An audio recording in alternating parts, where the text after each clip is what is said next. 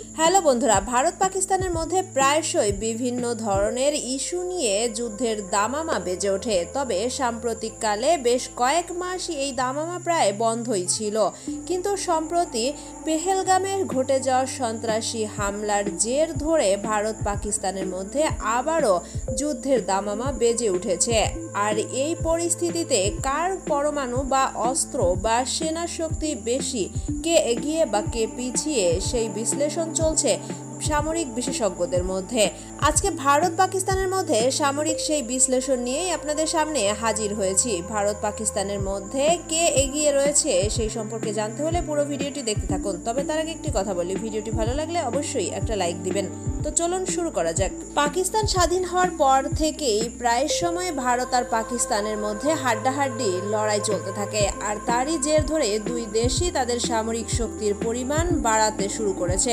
কিন্তু গত কয়েক বছরে পাকিস্তানের অর্থনীতি দুর্বল হয়ে পড়ে, সেই সাথে রাজনৈতিক অস্থিতিশীলতা দেখা দেয় পাকিস্তানের মধ্যে, যে কারণে এরা সামরিক শক্তিতে কিছুটা হলেও পিছিয়ে পড়েছিল। কিন্তু আবারও এই শক্তির পরিমাণ বাড়াতে শুরু করে পাকিস্তান। এ ব্যাপারে গ্লোবাল ফায়ার পর একটি রিপোর্ট প্রকাশ করে, যেখানে দেখা যায় সামরিক শক্তির দিক থেকে ভারত রয়েছে ৪র্থ অবস্থানে আর পাকিস্তান রয়েছে ১২তম অবস্থানে। যদিও নৌবাহিনী, সেনাবাহিনী এবং সামরিক বিভিন্ন দিক থেকে ভারত এগিয়ে থাকলেও পারমাণবিক শক্তির দিক থেকে প্রায় সমানেই রয়েছে এই দুটি দেশ। সামরিক বিশেষজ্ঞদের বিশ্লেষণ অনুযায়ী আমরা দেখতে পাই ভারতের মোট সৈন্যের সংখ্যা ১৪ লাখের উপরে, অন্যদিকে পাকিস্তানের সামরিক সৈন্যের সংখ্যা রয়েছে ৬ লাখের উপরে। বিমান বহরের দিকে যদি আমরা তাকাই, সেখানেও দেখব ভারতই এগিয়ে রয়েছে।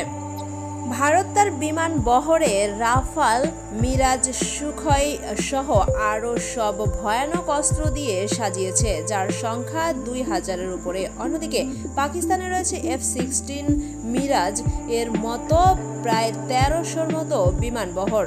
ভারতের নৌবহরের দিকে যদি তাকাই, তাহলে পুরো বিশ্বকে তাক লাগিয়ে দিয়েছে ভারত, কারণ তাদের কাছে রয়েছে ২টি বিমানবাহী রণতরী এবং ১৮টি সাবমেরিন, যেগুলো প্রচণ্ড শক্তিশালী। অন্যদিকে পাকিস্তান ভারতের ধারে কাছেও যেতে পারছে না এই শক্তির দিক থেকে, কারণ ভারত তাদের ভান্ডারে প্রায় ৩০০-র মতো যুদ্ধজাহাজ যুক্ত করেছে। অন্যদিকে পাকিস্তানের কাছে বিমানবাহী কোনো রণতরী তো নেই, অপরদিকে সাবমেরিন রয়েছে মাত্র ৮টি। সব মিলিয়ে এদিক থেকে বেশ পিছিয়ে রয়েছে ছোট্ট এই দেশটি। আর্টিলারি এবং আর্মড ভেহিকলের দিক থেকেও অনেক এগিয়ে রয়েছে ভারত, বলা যায় প্রায় দ্বিগুণ, কারণ ভারতের কাছে প্রায় ৪,০০০-এর উপরে রয়েছে ট্যাঙ্কের পরিমাণ, যা পাকিস্তানের কাছে রয়েছে মাত্র ২,৬০০-টির মতো। আমরা যদি এপিসির দিকে তাকাই, তাহলে সামরিক বিশেষজ্ঞদের দেওয়া তথ্য অনুযায়ী ভারতের এপিসির পরিমাণ প্রায় ১,৫০,০০০-এর মতো। অন্যদিকে পাকিস্তানের সংখ্যা শুনলে আপনারা হয়তো হতবাকি হয়ে যাবেন, কারণ পাকিস্তানের এপিসির সংখ্যা মাত্র ১৭,০০০।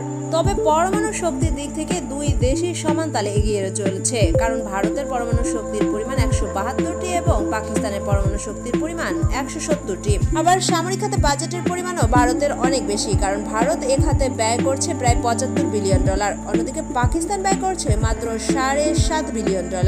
এ সকল দিক বিবেচনা করে সামরিক বিশেষজ্ঞরা মনে করছেন পাকিস্তানের ভারতের সাথে যুদ্ধে বাধার আগে বা যুদ্ধে লিপ্ত হওয়ার আগে সবকিছু বিবেচনা করে নেওয়া উচিত, কারণ এমনটা যেন না হয় যে যুদ্ধ বেঁধে যাওয়ার পর আবার পিছু পা হতে হয় অথবা ভারতের কাছে মাথা নত করতে হয়।